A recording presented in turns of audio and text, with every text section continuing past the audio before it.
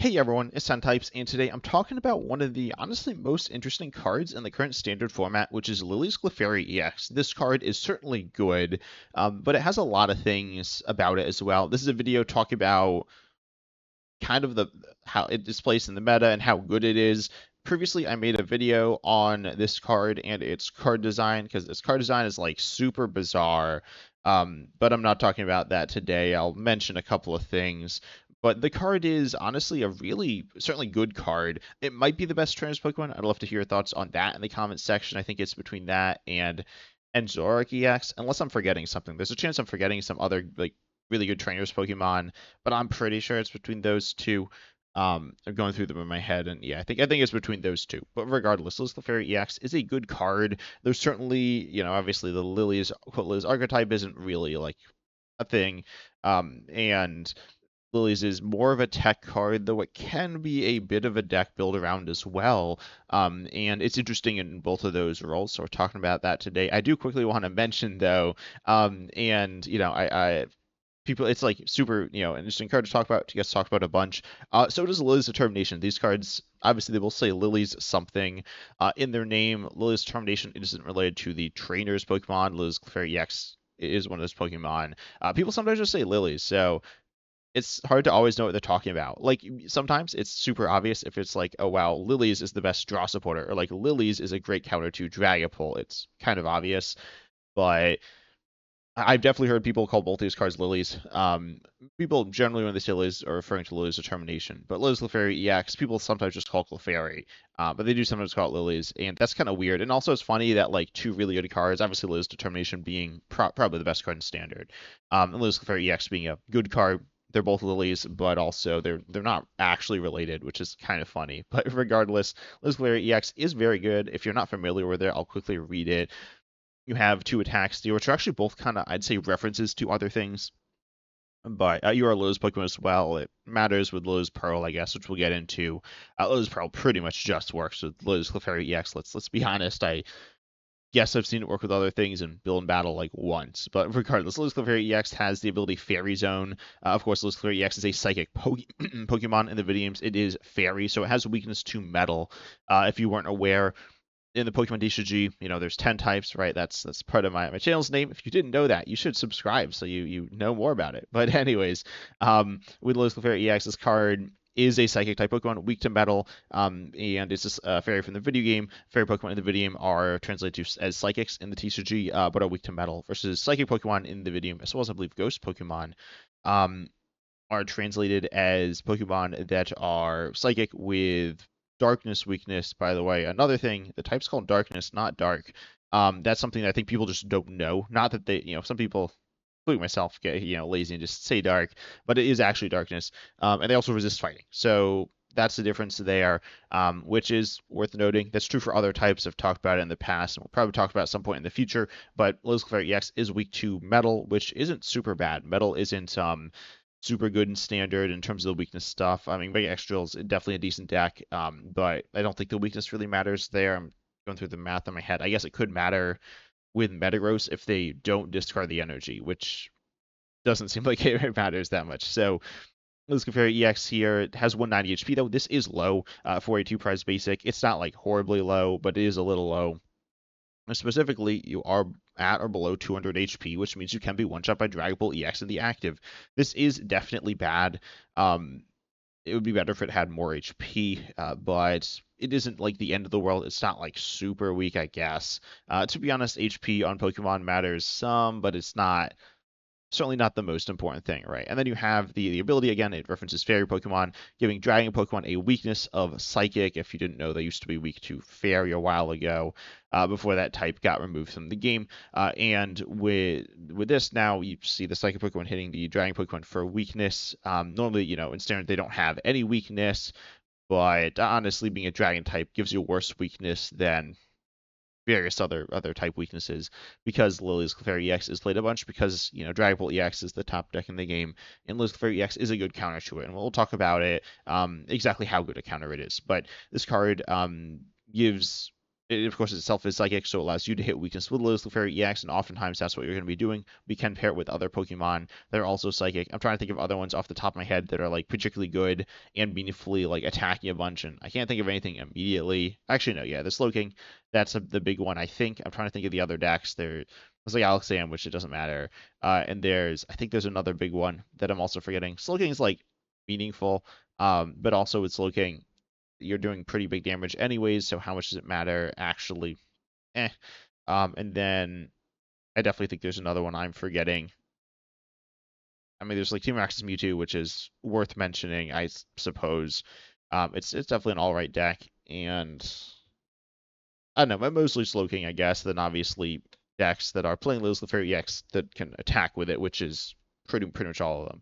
But then what's the attacks actually do? Full Moon Rhino. This is a reference to, I believe, the Legendary Beast Trio is the name of them, and is loosely referenced by Toucannon as well. But you do 20 for 2 energy, 1 psychic, 1 color, so you do 20 more for each bench Pokemon, both yours and your opponent's. So if you have a full bench of 5, that's going to be 220, or sorry, what am I saying? That's going to be 120 there. And then if they have a full bench as well, that's 220 of 5 there. Obviously, you can expand your bench with areas your underdepths, which is definitely something that you will see with Lilith Clefairy EX. You won't see it all the time.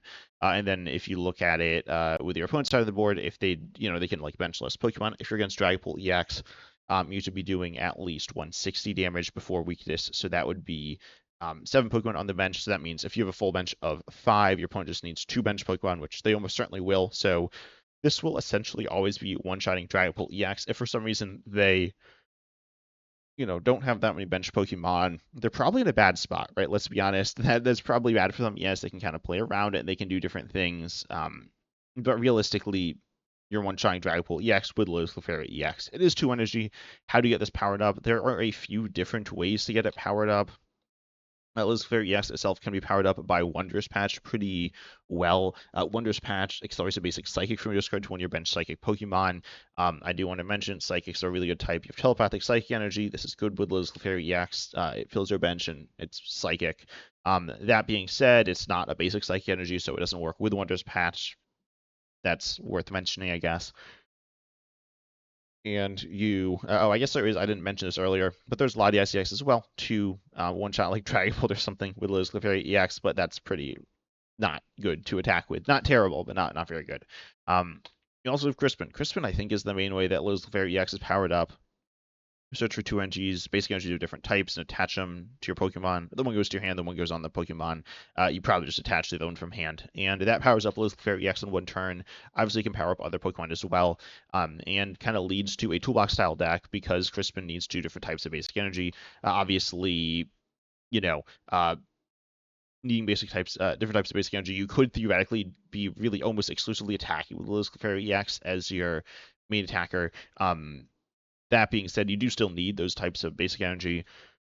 At that point, I don't know, there's Darkness from Monkey Dory, which isn't an attacker, and outside that, it doesn't really matter too much, but instead you'll usually see different tech options as well as powerful, like secondary attackers like Will-Smash, Ogopondi X, which are really good in some situations. It enables you to play these cards, which is definitely something that's worth looking into with Lilith Clefairy EX with a toolbox-style attack. This deck here is focused heavily on Lilith Clefairy EX. We've seen this deck come up relatively recently, and again, it is really relying on Lilith Clefairy EX as the main attacker. Obviously, it's good against Dragapult EX, being able to one-shot it.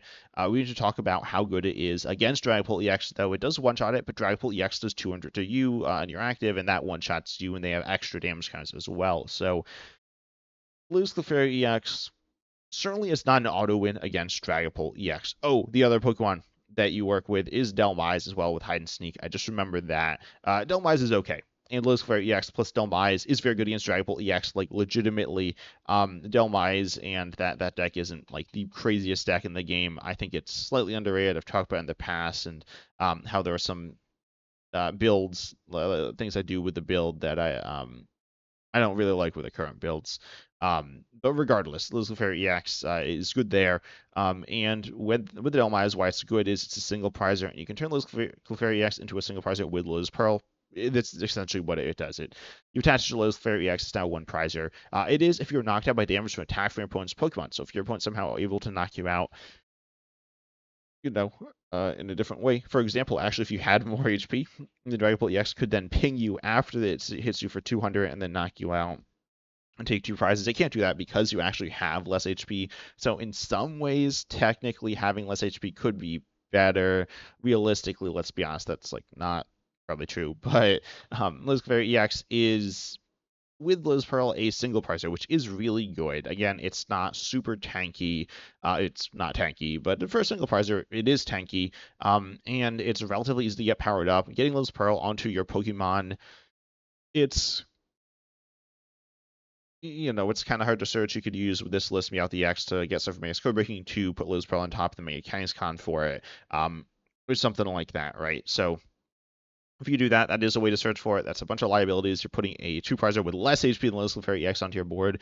Mega Kangaskhan EX as well, a 3-prizer onto your board. You're playing Latias EX now. Latias EX actually can get trapped by some Pokemon.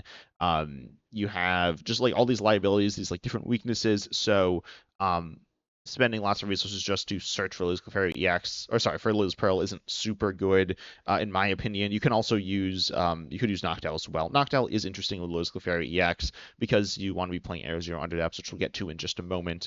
But Liz Pearl is good. Honestly, I'd say play, 2 copies. You could play 3. You could even play 4. I wouldn't play 4. I'd play like 2 or 3. I'd play 2. I'd play 2. I have a list right now, and I'm playing 2, and the goal is I just draw to it at some point, and it gets me an extra prize. Again, Liz Clefairy EX trades in some sense evenly with Dragapult EX. Some sense it trades negatively because the extra damage counters. It really trades evenly. That being said, Dragapult EX is a stage 2, right? So Dragapult EX requiring you to just evolve, right? The energy is a little more awkward, but it's about as awkward as Liz Clefairy EX. But the big thing is you need to evolve into Dragapult EX there, which is somewhat clunky. Obviously, Drake looked really good, but that being said, it's certainly not some card that is it doesn't like skip your evolution, right? I imagine Dragapult EX would be better if it was a stage 1. Would it be? I don't know. I'm not actually sure how Dragapult EX as a stage 1 would be compared to being a stage 2 with Drake-Loke. It would probably be better as a stage 1. But not 100% sure on that one. But regardless, Lily's Clefairy EX is able to trade evenly, but that is still definitely worthwhile because Dragapult takes some time to set up. Dragapult, the way that it makes up for that in the slow setup is by slowing your opponent down. Lily's Clefairy EX isn't super vulnerable to that kind of stuff. I mean, to be honest, how many Pokemon actually are? It kind of depends. The ways that Dragapult, is slowing you down. I'll pull up, I guess, the list now. It's going to be let me see if this list is actually, let me find like an actual list as opposed to the average list. Does this list run it? Yeah, you're going to see Crushing Hammers. You're also going to see Badoo. You also see Handheld Fan as well, I guess, as well as Team Arc's Watchtower and Jamming Tower. So Jamming Tower will turn off Liz Clefairy EX, or sorry, Liz Pearl on Liz Clefairy EX. It's not the end of the world. Your opponent will get one extra prize. You should hopefully be able to kind of deal with that, but maybe not.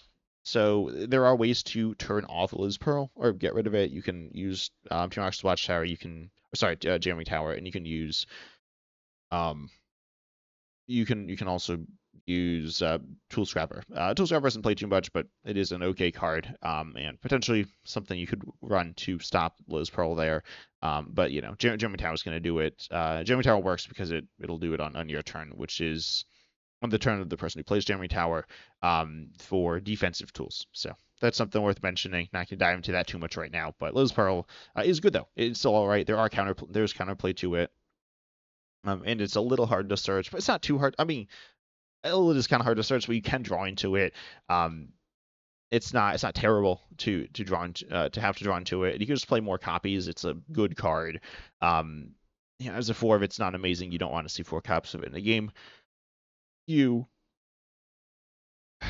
I guess are fine with 2 copies. You probably don't really want 3. I mean, 3 copies gets a little weird as well. So it's definitely, you don't want to overload your deck with Liz Pearl, but it is still a good card, right? It is a card that is worth running with Liz Clefairy EX and does help it some meaningfully, but also, there's a reason not everyone's playing Liz Pearl with Liz Clefairy EX. We just do need to talk about Liz Clefairy EX as a tech option within a deck like Dragapult EX.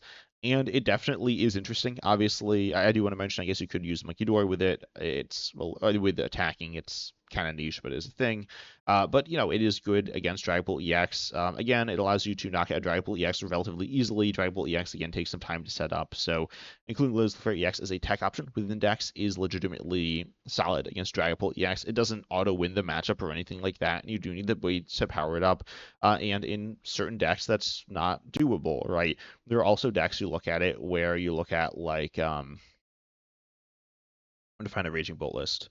I'm not 100% sure what Ogerpon box is. I assume this isn't Raging Bolt.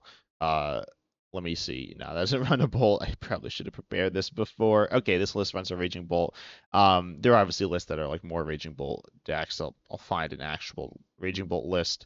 And we see that it's just, running Windless Fairy EX2 Psychic Energies, and obviously the Crispins to get the Psychic Energies out, or the energies out in general. And yeah, that works with Lilie's Clefairy EX there, but it is still a little clunky. You need to add another type of energy. You need to also search the card, which is doable. You look like Cyrano, being able to search it out, but also in terms of basic, or in terms of ball search, there you have Ultra Ball, and that's it, right? So there definitely are some sketchy things about it in these quote unquote random decks. You're not getting any other value out of these psychic energies. Technically, you could attack with Latias. Obviously, that's probably not happening, and probably not what you want to do there. But yeah, and then you look at this deck, and you're not really winning for any Lil's Pearl. We do also need to talk about the Lil's Clefairy EX as a card that's not just a counter to Dragapult, where as a counter, it's decent. It's good, legitimately good. It's not broken, but it's good against Dragapult. Not push it fully out of the game. It does, I do want to mention, some people say, Lil's Clefairy EX pushes other cards out of the game, for example, like Latias EX. I don't know exactly how true that is. Lil's Clefairy EX has played a bunch, and certainly if you're playing those like Mega Dragon Pokemon, seeing Lilie's is like super bad. Lil's Clefairy EX, but it is still those cards I don't think are completely destroyed by Lilie's Clefairy EX, or rather, I don't think that's the reason they're not being played. I think it contributes to it some. But regardless, Lilie's Clefairy EX, of course, doing damage based on bench Pokemon. It means you want to pair it with Aero Zero Underdepths. Aero Zero Underdepths needs you to play a Terra and expands your bench to 8, or both players' benches potentially to 8. Presumably, it won't be increasing your damage you do based on your opponent's Pokemon in play, because they want to keep their bench small anyways. If they want to keep their bench big, then yes, technically increases their damage, but also it's helping your opponent, so it's not super good. If your opponent's also playing Air Zero under the Absolute Clefairy EX, could be more interesting. But it is 6 and 1 damage for you, which is certainly nice. You look at Lilie's Clefairy EX with Air Zero under depths as an attacker against other Pokemon. The damage point you're looking to hit is going to be probably 210. That's going to require you to have, or a total between you and your opponent to have 10 bench Pokemon with Air Zero under depths. You have 8, your opponent has 2. That should be certainly very doable. And Air Zero Underdepths then is going to be a card that, allows you to be taking big knockouts. Unlike with Lilie's Clefairy EX without Air Zero Underdepths, then your opponent needs 5 Pokemon on their bench. You need 5 Pokemon on your bench, and that's really sketchy because they could just not play one of those. Obviously, this 220 number, it is meaningful against a lot of your Pokemon, like the Ogerpons, like Resident EX, like Latias EX, but it's not everything, right? The X obviously different HP. Maniakanga's kind of EX, different HP there, with both players with a full bench, with Air Zero Underdepths in play, a full bench of 8 there. Then you're looking at 340 there, so you're like one-shotting everything, or not everything, but pretty much everything. That's not like super realistic though. But you can be taking bigger knockouts on, like, for example, Maniakanga's That is possible, but not not super likely. But with Lilie's Clefairy EX with Lilie's Pearl, then you're going to be in a good spot. Where if you're like taking like two-shotting some of these bigger Pokemon, it's not super bad. It's not ideal, but with Lilie's Pearl, you'll be trading positively or evenly, I guess, if it was some like evolution to Prizer, like something. I'm sure there's some like really good example. And Zoroark EX, I guess, would be a pretty good example. You're theoretically in an okay spot there, but it definitely gets a little scary, right? Your opponent's doing what they want to do. You're like not quite doing what you want to do. So also, why is Draft Ball deck 5? Um. Anyway, so you also do need to play playing Air Zero Underdepths, and this means you're playing a Terra. What is the Terra? The Terra, there are some different options, right? But generally, you're looking at this with like an Ogre-Pon, a box style deck, with Teal'c Ogre-Pon EX, potentially Wellsprout Ogre-Pon EX. Could be like mostly those two as the focus. We see this list here running Wellsprout Ogre-Pon EX, also running a Karada EX. So you have some different like kind of tech weakness options, is most of what you're looking at, or like engine pieces or situational attackers or something like that. And yeah, you can do some interesting things. List for EX plus Teal'c Ogre-Pon EX is definitely an interesting deck. This allows you to slightly power up List for EX easier, which is cool, but I'm going to say like easier use Energy Switch, right? Energy Switch is not the most reliable card. It requires you to you need to kind of draw things in the right order. It is doable, but it can be a little clunky, but allows for some really cool plays as well. Obviously, you have Crispin to be a bit more reliable, but using your supporter. So if you use your supporter, then you can't Crispin.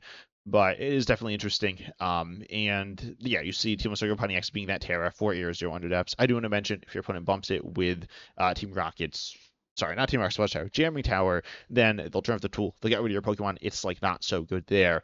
You have this weakness that is, if it gets hit, which might get hit, it's now pretty rough, right? It's not like you lose on the spot or anything like that, but it is annoying twice. So Clefairy EX though is definitely a card that can be a solid main attacker. It's not an amazing main attacker, and ideally you want to be pairing it with something that does a decent job. I mean, we talked about Enzoric EX. Enzoric EX I think is going to be the main deck that you're kind of looking at. You're a little like one of those Pokemon you're like a little scared of, right? In terms of it has a high HP and isn't weak to you. So it is weak to grass at 280 HP. How much damage does Ogre-Pon do? I don't know this math off the top of my head. You need between you and your opponent, you need to be doing 300. And half is 150.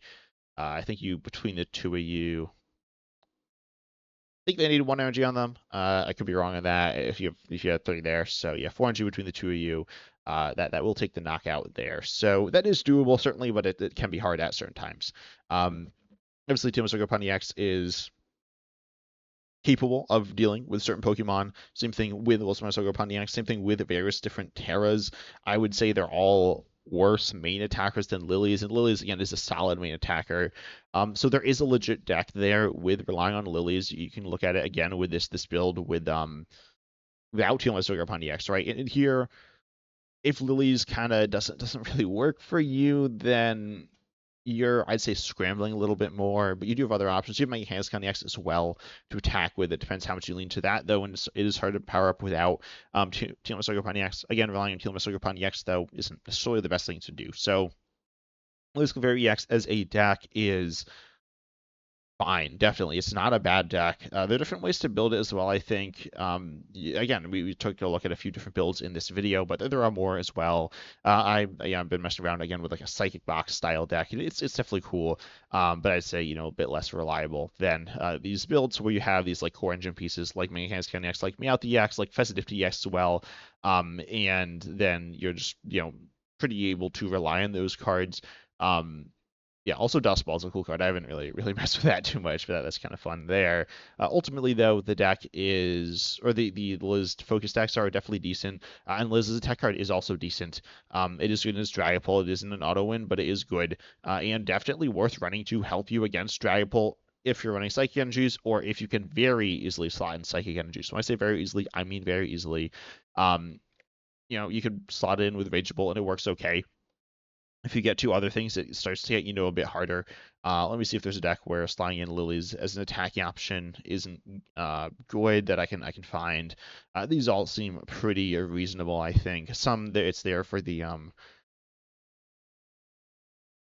just for the ability. Cops Trevenant or maybe like Slow King. I mean, Cops Trevenant isn't particularly good. Let's be honest.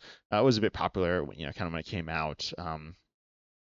And then there are some, theoretically, you could have a deck where you're like not running Psychic Energy, and then you want to copy, you want to attack with a Psychic Attacker, which is using Colorless Energy or whatever, and then Clefairy EX will allow you to hit that weakness on Dragapult EX without running Psychic Energy. This is somewhat relevant with Mew EX with the next expansion internationally, 30 Celebration.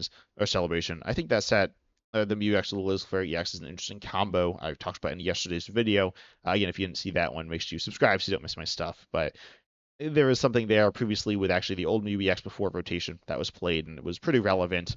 Currently in standard, it's not very relevant at all. But regardless, it's a good card. But tell me your thoughts on this card in the comment section. And while you're down there, make sure you like and subscribe because that really does help support me and the channel, and I really legitimately do appreciate it. And it's free as well. There's no reason not to do it.